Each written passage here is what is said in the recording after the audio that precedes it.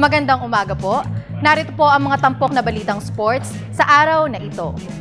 Formal nang inilunsad sa harap ng mga media men ang 2014 edition ng Le Tour Filipinas Cycling Race. At upang mas maging kapanapanabik ang kompetisyon ngayong taon, mas mapanubok na ruta ang ikinasa para sa 4-stage bikeathon na sisikad sa April 21 at magwawakas sa April 24. May Cristabel De Leon.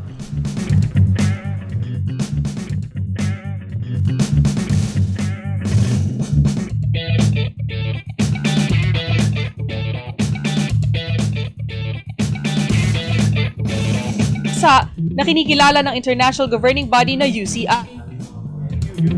Sa basketball, dahil nag-aapuhap sila ng panalo, nagpasya ang Air 21 Express na magpalit ng import para sa ginaganap na PBA Commissioner's Cup. At ang napili nilang iparada bilang bagong reinforcement sa kanilang susunod na laro ay si former Memphis Tigers latman Wesley Witherspoon. Narito ang report ni Ria Arevalo.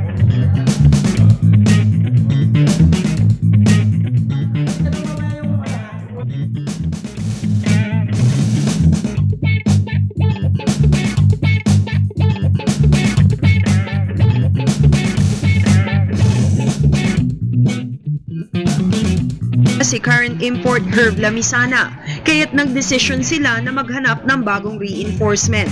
At ang napiling kapalit ng Air 21 management, former Memphis Tigers standout Wesley Witherspoon, na inaasahang darating sa bansa sa Biyernes.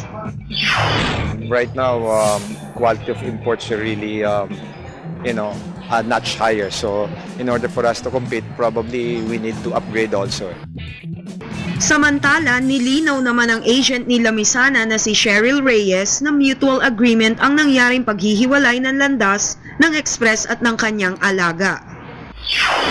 Ako, galit ako kay Franz kasi si Franz talaga ever since naman ang gusto niya talaga scorer, di ba? Pero since si Mr. Alvarez kasi nag-decide dyan, parang okay siya at ganun.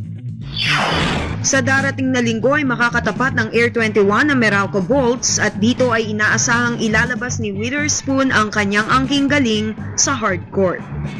Para sa Good Morning Boss, Ria Arevalo, PTV Sports.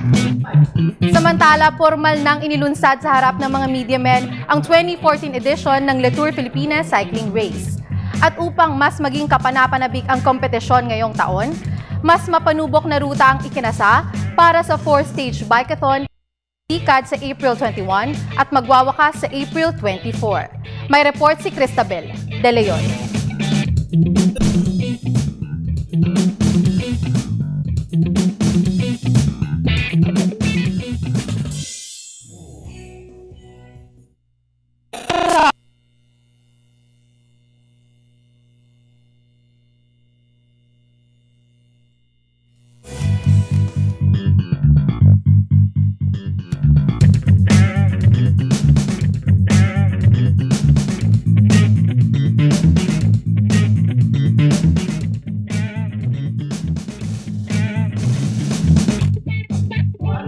At yan po ang mga tampok na balitang sports ngayong umaga. Ako po si Hazel Ann Salubon para sa Good Morning Boss.